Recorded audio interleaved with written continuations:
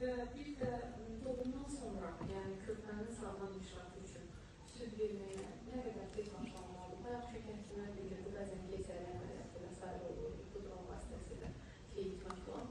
Yəni bunların hamısına toxunsanız, daha çox praktiki məsləhətlər versə sizə çox hörmətlər. Buyurun.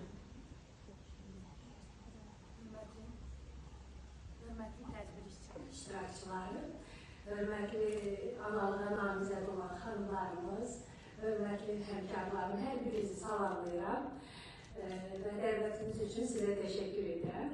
Qeyd etmək istəyirəm ki, mən həm klinik olaraq praktik bu işlə məşğulam 2002-ci ildən klinik təcrübədə, həm də 2017-ci ildən əvvəlcə Səhiyyə Nazirliyi, sonra Təbii Birgə Təşkilatçı ilə ana süd strategiyasının birbaşa ingilis dilindən Azərbaycan dilinə tərcüməsində və buna görə bütün doğum evlərində, rayonlarda, Bakıda bu mühazirələrin oxunmasında və sizin indi təqdim elədiyiniz bu statistikada mən şəxsən özüm də iştirak etmişəm.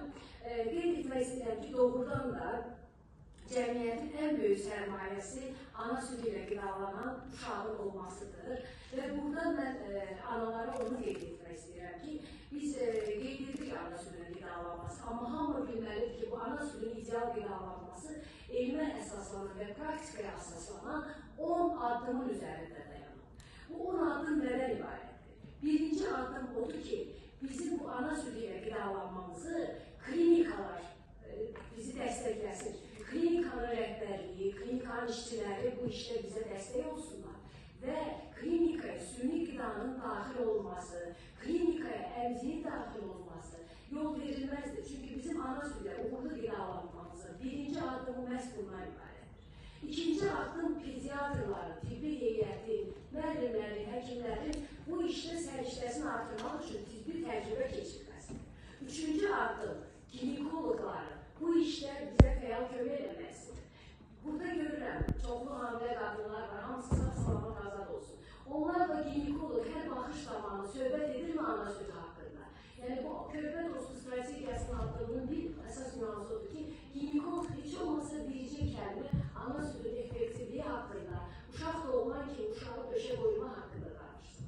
Növbəti addım uşağın doğularkən ilk 30 dəqiqə ərzində döşə qoyulmasıdır. Az öncə hörmətli həmkarlarım da danışdı bu haqda. Təbii ki, burada ekran müəllimi iştirak edirdi az öncə. Biz təbii ki, sağlam uşağın ana südünə qoyulmasından gedir. Təbii ki, əgər uşaq xəstə doğulursa, biz bunun ana südü verə bilmərik. Əgər uşaq sağlam doğulursa, aktiv ağlayırsa və siz onun səsini eşidirsinizsə, uşağın tonusu normaldırsa, biz o uşağı ilk 30 dəqiqədə döşə qoyuruq.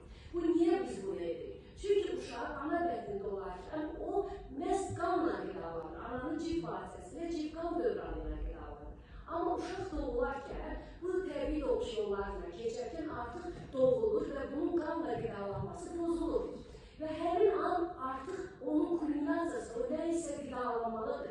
İlkin siqnal ən informativdir. Uşağı siz ilk 30 dəqiqədə, 1 saat immun sisteminin əsası, allergiyan profilaktikası, piyəlmənin, şəkərli diabeti, metabolik sindromun profilaktikasını aparmış olur. Çox sağ olun.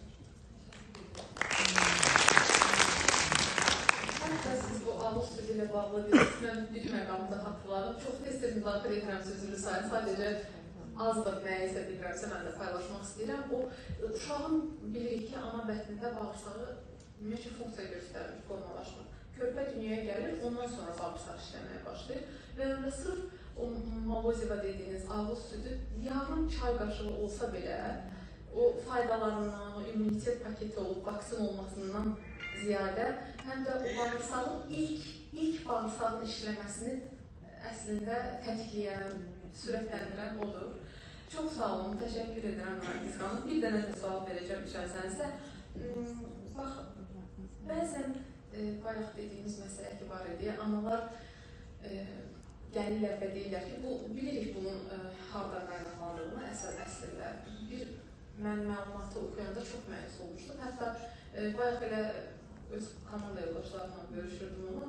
Nə qədər gücsüz olduğumuzu onda gördüm əslində. Bu təbliğat təşkilat işləri, maarifləndirmə özəl sektorun reklamı ilə müqayisə olunmayacaq qədər zəifdir, əfsuslar olsun, bunu qəbul etməliyik. Statistik göstəricilər deyir ki, il ərzində 5,5 milyard dollar dünyada ona sərmayə qoyulur, investisiya qoyulur ki, burada biz reklam haqqında çox az bilirik, bizim sahənin insanları deyirik, amma orada səs tonunun, şəkillərin, orada xüsusi psixologlar işləyir o reklamların üzərində. Həkimlərlə necə işləməlisiniz, həkimləri necə ələ almalısınız, hamilə xanımları necə ələ almalısınız, reklam və s. məsələlər. Hansı tövsiyələri verərdiniz Nurəniz xanım? Məsələn, körpə doğulub və həkim belə bir tövsiyə edir. Ananın özünün bilgili olması üçün, özünün qərar verə bilməsi üçün onu gücləndirəcək nə tövsiyə verərdiniz? Analara onu tövsiyə edərdim ki, onlar özlərini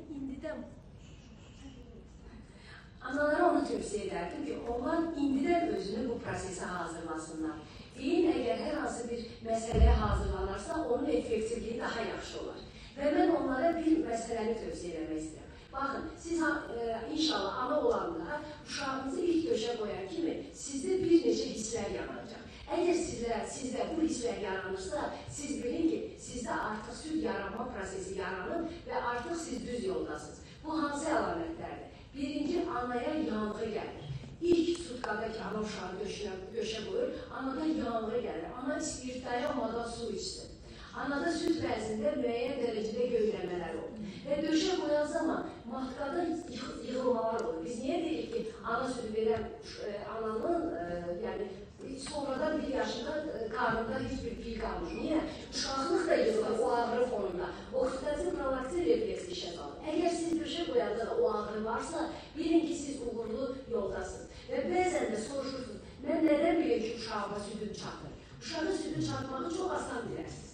Yəni, əgər uşağın pampersi sutkada 5-6 dəfə doldurursa sidiklə, nəcisi demirik. Yəni, uşaqlar nəcisi 5 gündən bir ifraz edə bilər. Bu normaldır yeni doğulmuş. Amma əgər sidiklə pampersi olursa, uşaq qidalığından sonra yuxuya gedirsə və siz də süd vəzinizdə rahatlıq, yəni boşalma hiss edirsinizsə, bu normaldır. Və bir də onu demək istəyirəm ki, südü artıran dərman və qida yoxdur. Südü ancaq ananın günorta yuxusu artırır. Yəni, ana ümumiyyətlə yuxusu.